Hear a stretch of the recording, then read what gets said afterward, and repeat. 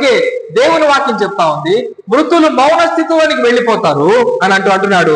మరణమైన వానికి నిన్ను గూర్చి జ్ఞాపకము లేదు. చచ్చిపోయిన వానికి దేవుని గురించిన జ్ఞాపకము లేదు. దేవుడికి కూడా వాడు జ్ఞాపకము లేడు. హల్లెలూయా. నీకు దేవుడు జ్ఞాపకం లేడేమో. దేవుడు అంటాడు, నువ్వు నాకు కూడా జ్ఞాపకము లేవు, నాకు కూడా జ్ఞాపకం లేవు. అందుకే అంటున్నాడు, మరణమైన వారికి నిన్ను కూర్చిన జ్ఞాపకము లేదు. పాతాళములో ఎవరు నీకు కృతజ్ఞతాస్తుతులు చెల్లిస్తారు? చచ్చిన వాళ్ళు ఎక్కడుంటారు? పాతాళం, భూగర్భం, మంటిలో ఉంటారు. ఎవడెక్కడ నీ కృతజ్ఞతలు చెల్లిస్తాడు? చచ్చినోడు నీ కృతజ్ఞతలు చెల్లించలేడు కదా. పాతాళం నీకు కృతజ్ఞత చెల్లించదు. మృతి నిన్ను స్తుతించదు, మృతి నిన్ను స్తుతించదు. అందుకే అంటున్నాడు పాతాళంలో ఎవరు నీకు కృతజ్ఞతాస్తుతులు చెల్లిస్తారు?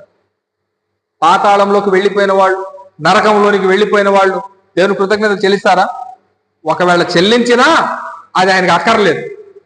హల్లెలూయా. అది ఆయనకు అక్కర్లేదు. ఎందుకు? అది వ్యర్థమైన ప్రదేశం. అది ఆ ప్రదేశంలోంచి నాకు స్తుతి ఏంటి? ఆ వ్యర్థమైన ప్రదేశంలో నుంచి నాకు ఘనత ఎట్టొస్తుంది? యేసు ప్రభు కూడా నజరేతులో పుట్టాడు ఆయన అనేసి అంటే ఏమన్నారు? నజరేతు నుంచి ఏదైనా మంచిది రాగలదా అన్నారు. అప్పుడు నతానియేలు అంటాడు, వచ్చి చూడుము. కానీ ఆయన నజరేతులో పుట్టలేదు, బెత్లెహేములోనే పుట్టాడు మన ప్రభు ఆయన యేసుక్రీస్తు. నజరేతులో ఆయన పెరిగిన వాడు. నజరేతు నుంచి మంచిది రాదు, బెత్లెహేము నుంచే మంచిది వస్తుంది.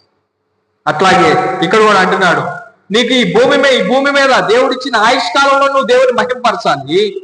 ఈ ఆయుష్కాలం తీరిపోయి మృతంలోకి వెళ్ళిపోతే, సమాధిలోకి వెళ్ళిపోతే, పాతాళంలోకి వెళ్ళిపోతే అక్కడ స్తుతి ఉండదు, అక్కడ దేవునికి స్తుతి ఉండదు. నువ్వు పోవు పాతాళమందైనను, జ్ఞానమైనను, తెలివైనను, వివేకమైనను, పని అయినను ఏది లేదు. నిరీక్షణ లేదు, జ్ఞానం లేదు, తెలివి లేదు, ఏం లేదు. ఒకసారి పాతాళంలో పడిపోతే బయటకు వస్తామన్న గ్యారెంటీ, నమ్మకము లేదు. జైలుకు పోయిన మళ్ళా వస్తాడన్న నమ్మకం ఉంది. అరే వీడికి ఇన్ని సంవత్సరాల శిక్ష, దాని తర్వాత బయటకు వస్తాడు వీడు, ఉండే నమ్మకం. పాతాళంలోకి వెళ్ళిపోయిన తర్వాత బయటకు వస్తాడన్న నమ్మకము లేదు. హల్లెలూయా, హల్లెలూయా. నిద్ర మేల్కోవాలి. దేవుని వాక్యం సెలవిస్తా ఉంది. అందుకే అన్నాడు, మృతులు మౌన స్థితిలోనికి దిగిపోవుదురు, మరణమైన వారికి నిన్ను గూర్చి జ్ఞాపకము లేదు. పాతాళములో ఎవరు నీకు కృతజ్ఞతాస్తుతులు చెల్లించెదరు అని అంటున్నాడు. 31వ కీర్తన 12వ వచనం. 31వ కీర్తన 12వ వచనం.